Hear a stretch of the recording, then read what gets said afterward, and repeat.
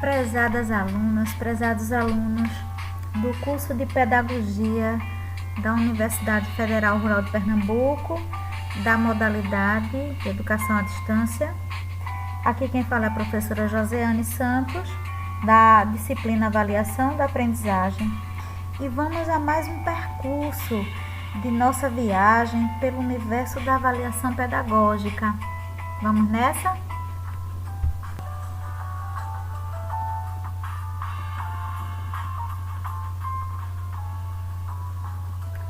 Então, pessoas, primeiro eu gostaria que vocês observassem que o termo avaliação da aprendizagem é composto por duas categorias, que são dois processos multidimensionais, avaliação e aprendizagem.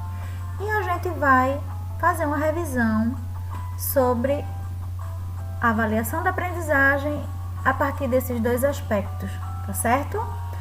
Vamos adiante. Então, eu gostaria que vocês observassem que a avaliação diz respeito a um processo sistemático e rigoroso de coleta de dados que reúne informação contínua e significativa sobre a situação educativa, tanto em relação ao ensino quanto ao desempenho do estudante.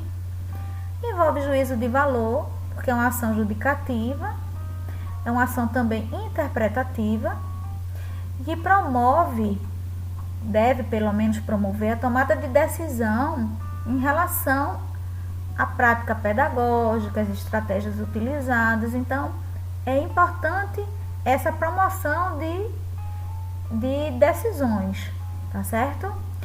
E as decisões a serem tomadas no processo de avaliação precisam estar direcionadas à melhora progressiva da atividade educativa, tá certo? Então, observem que esse é um dos aspectos do termo avaliação da aprendizagem.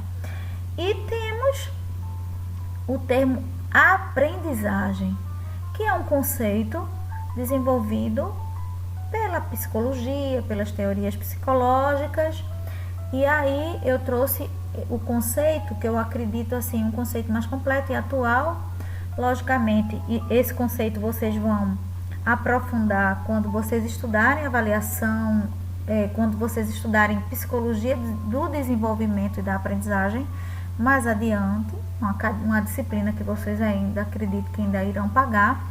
Mas Lefrançois traz um conceito que eu acho bastante interessante para a gente analisar, que diz o seguinte, que a aprendizagem é uma mudança relativamente permanente no potencial do comportamento e que resulta da experiência. Então, ele se baseou, logicamente, em dois grandes pensadores da psicologia e da aprendizagem, que são Vygotsky e Piaget, ambos de base dialética. A base dialética que acredita o seguinte, que defende o seguinte, que o sujeito ele interage com o mundo e nessa interação ele se modifica e modifica o mundo. Então a base é dialética, a base filosófica é dialética. Então a gente vai estudar de forma bem sucinta o que esses dois grandes pensadores da aprendizagem trazem. Agora tenham certeza disso, que é apenas uma pincelada que vocês vão aprofundar essas ideias adiante, tá bom?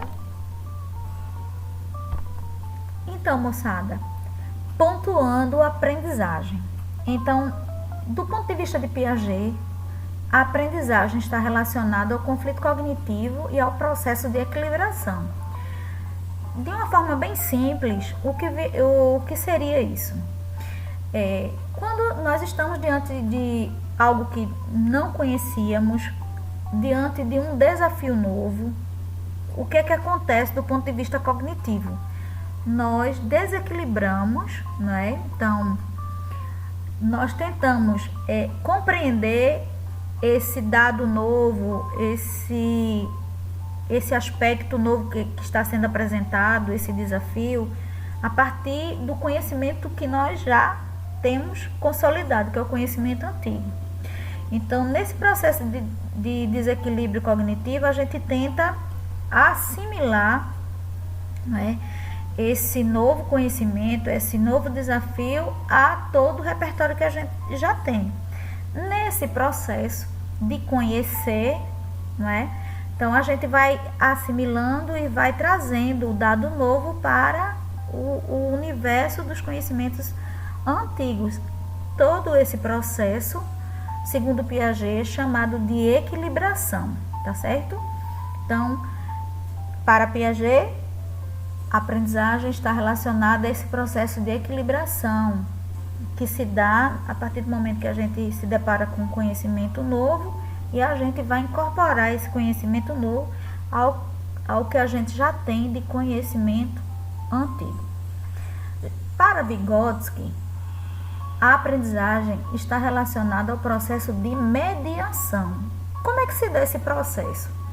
Bem, nós temos um nível de desenvolvimento real, que é justamente onde reside o conhecimento já construído, tudo que nós já sabemos, o nível de desenvolvimento real, e aquilo que ainda não sabemos ou não sabemos totalmente, que não temos autonomia ainda para conhecer ou fazer, está num outro nível, que é o nível de desenvolvimento proximal.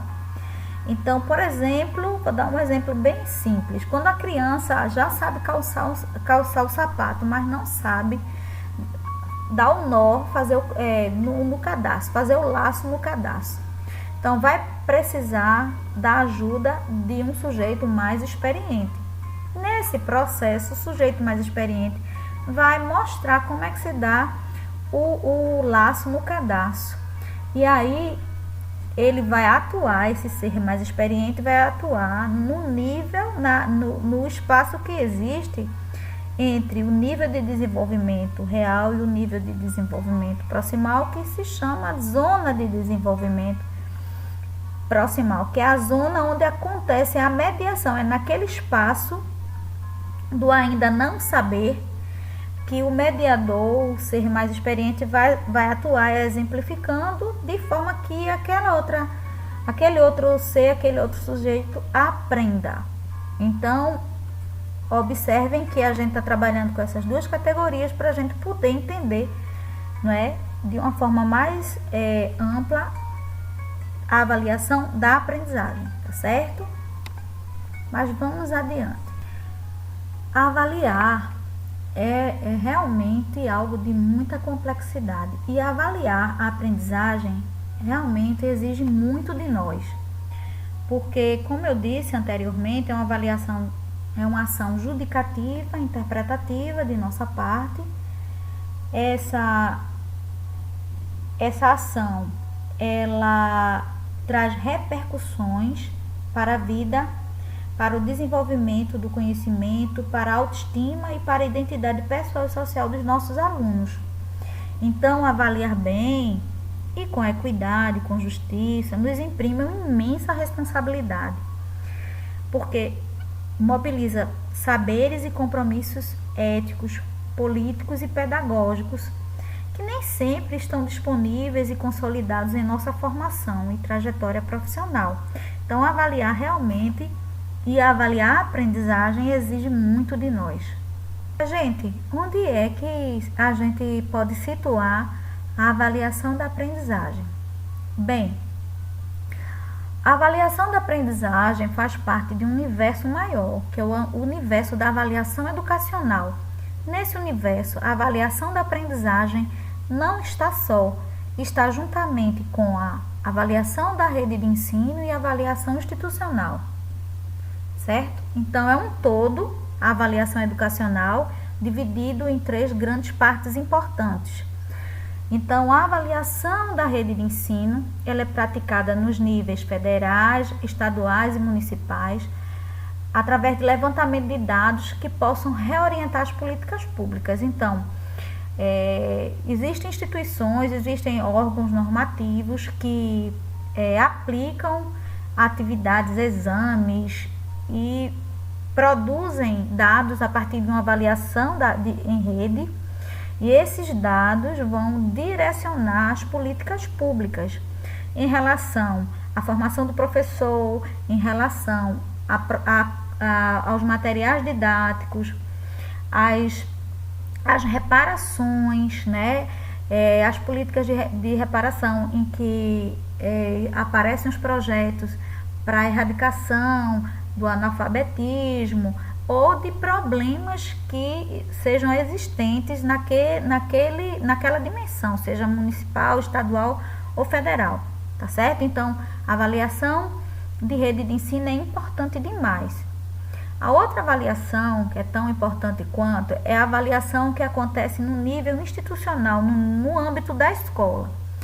Essa avaliação precisa da participação dos diferentes sujeitos do contexto escolar, e ela ocupa-se da escola localizando seus problemas, e não somente os problemas, mas a busca de situações de melhoria, né, demandando do poder público. Então, ou no caso das escolas privadas, demandando aos gestores e a todos que compõem aquele âmbito ações de melhoria. Então, a avaliação institucional ela é muito importante, assim como a avaliação de rede de ensino, porque ambas vão repercutir no que é promovido em sala de aula, tá certo? Então, a avaliação da aprendizagem é essa que é restrita ao espaço da sala de aula. E ela inicia-se desde o momento em que a gente começa a planejar. Quando a gente pensa o plano de ensino, quando a gente pensa nos objetivos de aprendizagem, quando a gente pensa no currículo, nos conteúdos, nos saberes, quando a gente pensa na didática, na prática, né, nas estratégias de ensino, então a gente já está pensando a avaliação da aprendizagem. E aí a gente, logicamente, quando pensa tudo isso, se remete a um perfil, né, de alunos, né, de estudantes. E Freitas, que é um estudioso da avaliação, diz que, embora a avaliação da aprendizagem em sala de aula seja o lado mais conhecido da avaliação educacional, este não pode ser tomado como um único nível existente da avaliação. A desarticulação ou desconhecimento da existência dos demais níveis e a desconsideração da semelhança entre suas lógicas e suas formas de manifestação acabam por dificultar a superação dos problemas atribuídos à avaliação da aprendizagem. Ou seja, existem problemas que são direcionados, atribuídos à avaliação da aprendizagem, mas muitas vezes esses problemas são conjunturais, ou seja, esses problemas eles estão presentes na sala de aula, mas eles repercutem a falta de políticas adequadas, a falta de tomadas de decisão. Então, muitas vezes os outros aspectos da avaliação educacional são desconsiderados, né? Mas Freitas diz justamente que é preciso conhecer todos os aspectos e ver a relação que existe entre eles, né, entre suas lógicas, para que a avaliação da aprendizagem, o que é feito em sala de aula, tenha digamos assim, um melhor aproveitamento. É muito importante também, gente, que a gente compreenda quais são as bases da avaliação da aprendizagem. Então, a avaliação da aprendizagem tem bases educacionais, políticas, filosóficas e epistemológicas e didático-pedagógicas. A primeira, que são as bases educacionais,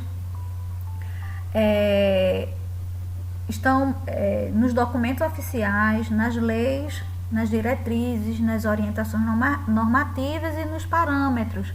Então, tudo que é pensado em sociedade em relação às leis educacionais, como a LDB, né, que nós conhecemos, as diretrizes curriculares nacionais, os parâmetros, né, nacionais, os parâmetros de Pernambuco, porque o nosso estado tem parâmetros, fazem parte dessas bases. Então, lá são as bases que vão nos reger, tá certo? Reger as escolas, os sistemas.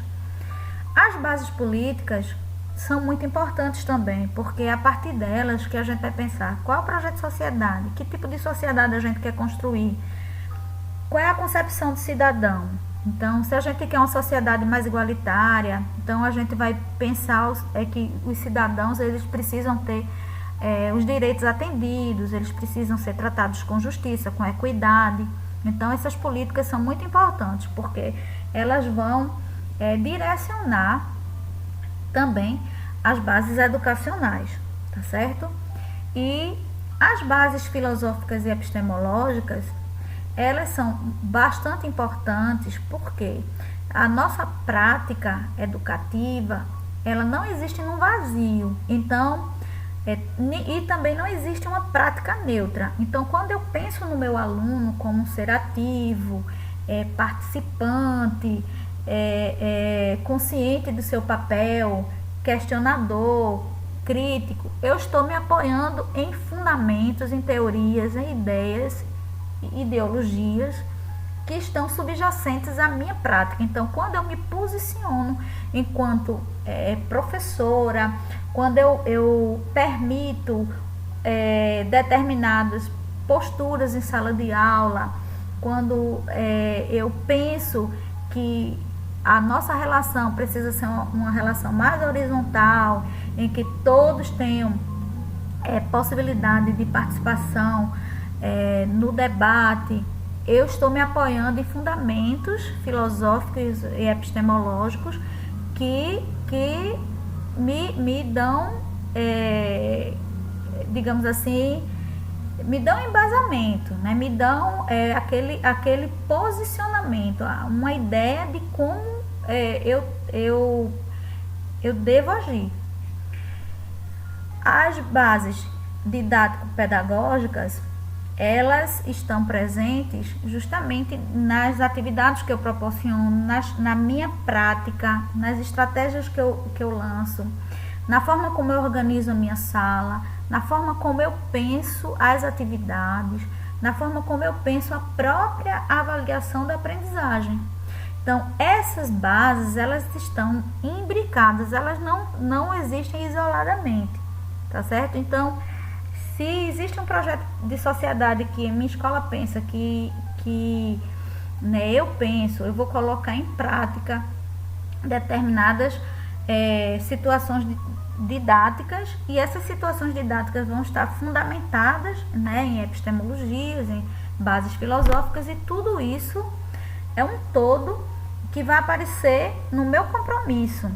Então, tem uma coisa que Freitas diz, que ser um profissional comprometido significa agir concreta e cotidianamente em pequenos espaços, como da sala de aula, pela melhoria do aprendizado dos estudantes. Não se deve ignorar que a sala de aula é um espaço de atuação tão importante quanto outro espaço de lutas por melhores condições de vida. Então, os profissionais comprometidos, não é, vão estar desenvolvendo situações de avaliação da aprendizagem em que os alunos eles tenham oportunidades, e vai fazer daquela sala também um espaço de luta, não é? Uma luta diferenciada, né? Possibilitando o acesso ao saber, o acesso ao conhecimento, o acesso à consciência, ao pensamento crítico, tá certo?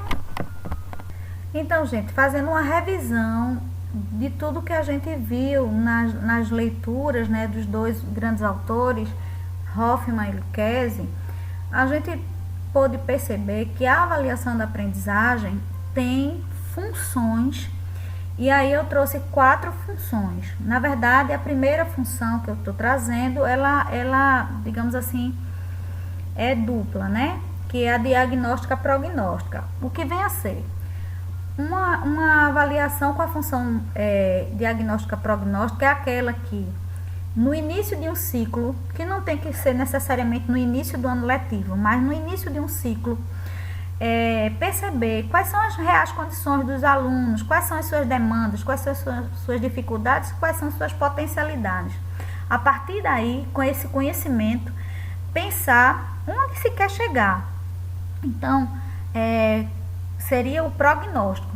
Eu tenho o diagnóstico, são as condições reais naquele momento, mas aí eu quero chegar numa dada competência. Então, se eu quero chegar a uma dada competência, eu quero que o meu aluno seja um leitor proficiente de, por exemplo, do gênero carta. Então, eu vou ter que lançar mão de atividades, né? Eu vou investir em recursos para que o prognóstico seja o melhor possível, que eu consiga fazer com que ele chegue lá naquela competência da melhor maneira. Eu sei que nem todos vão chegar do mesmo jeito, mas o melhor que eles podem chegar, cada um dentro da sua realidade. Então, esse conhecimento inicial, essa forma de olhar inicialmente para o aluno, traçar suas dificuldades e potencialidades com vistas a um prognóstico, tá certo? Um prognóstico que é a competência onde eu quero chegar. Nesse processo, eu vou fazer o quê? Eu vou formar, eu vou mediar o conhecimento, eu vou investir. Então, vou investir em recursos, eu vou investir com atividades, eu vou estar mediando o conhecimento, não é? Digamos assim, estimulando e acompanhando. Essa função é chamada de função formativa. Jussara Hoffmann utiliza o termo mediadora, certo? Mas à medida em que eu vou estimulando e acompanhando e verificando que meu aluno está aprendendo ou não está aprendendo, e vou trazendo recursos e instrumentos e mecanismos para ajudar, eu estou na função formativa ou mediadora. Ao final de um ciclo, quando eu quero certificar quem conseguiu, não é, aprender, ou quem não conseguiu, ou quem conseguiu parcialmente, eu tenho a função somativa. Ela se dá no final de um ciclo, no final de um processo, quando eu vou avaliar para certificar, para atribuir uma notificação, não é? Então, se eu tenho um percentual de 1 a 10, eu vou verificar quem foi que conseguiu 60% de aproveitamento, 80% de aproveitamento, 90%, né? 100% de aproveitamento, e aí eu vou certificar. Nosso sistema exige uma notificação, né? Nós trabalhamos com a atribuição de notas e a somativa entra nesse final desse ciclo, tá certo? Então, é muito importante a gente ter clareza que esses autores trazem essas funções, tá bom? Agora, gente, uma reflexão. A avaliação da aprendizagem, ela precisa ser inclusiva, assim como a escola também precisa ser inclusiva. E uma escola inclusiva, ela precisa pensar e avaliar a própria prática pedagógica. Um professor com uma perspectiva inclusiva precisa ter competência técnica, como a gente viu, inclusive isso apareceu nos nossos fóruns. Precisa ter um compromisso político e precisa, né, o professor precisa promover as aprendizagens significativas. Então, não é um processo simples. Avaliar é um processo de uma complexidade muito grande. E uma escola inclusiva, uma proposta de avaliação inclusiva, né, precisa atender às diferenças de raça, de gênero, de classe, de repertório linguístico, precisa acolher a diversidade e, a partir dessa diversidade, motivar a prática educativa e promover uma educação como direito social. Então, todas as diferenças, a diversidade, elas serão grandes motivadoras. Então, Uma escola para todos, segundo Vajal, 2007, é a escola que se prepara para receber todo e qualquer aluno, porque o concebe como sujeito de direito à educação. E dessa forma assume um compromisso político e responsabilidade social, desenvolvendo procedimentos pedagógicos para acolher. Vamos analisar essa tirinha. Observem que os personagens estão diante do exame. A gente viu, não é, nas leituras de Hoffmann e Lucchesi a crítica ao exame. Ou seja, o exame ele pode participar do processo de avaliação da aprendizagem como um item do processo, mas a avaliação da aprendizagem não pode ser resumida na atividade exame. O exame é apenas uma parte de um todo mais complexo. E aí, nesse quadrinho, vamos analisar o que é que acontece. As meninas estão diante de uma realidade de exame, uma perspectiva tradicional, e uma delas tem dificuldade. Vejam, observem com calma.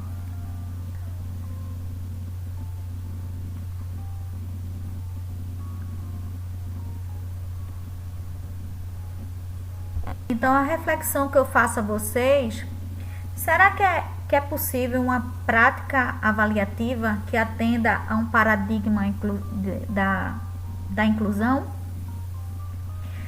Então, como Mittler diz o seguinte: a inclusão implica uma reforma radical nas escolas em termos de currículo, avaliação, pedagogia e formas de agrupamento dos alunos nas atividades de sala de aula.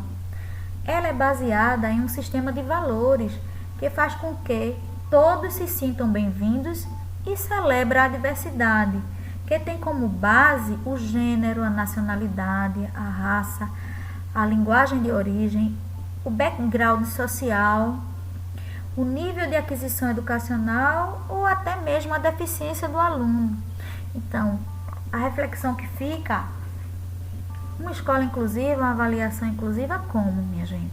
Avaliar realmente é um desafio. Então, ficamos por aqui. Em breve, aprofundaremos mais o nosso estudo, tá certo? Meu muito obrigada a vocês. Até breve. Se cuidem. E um beijo no coração.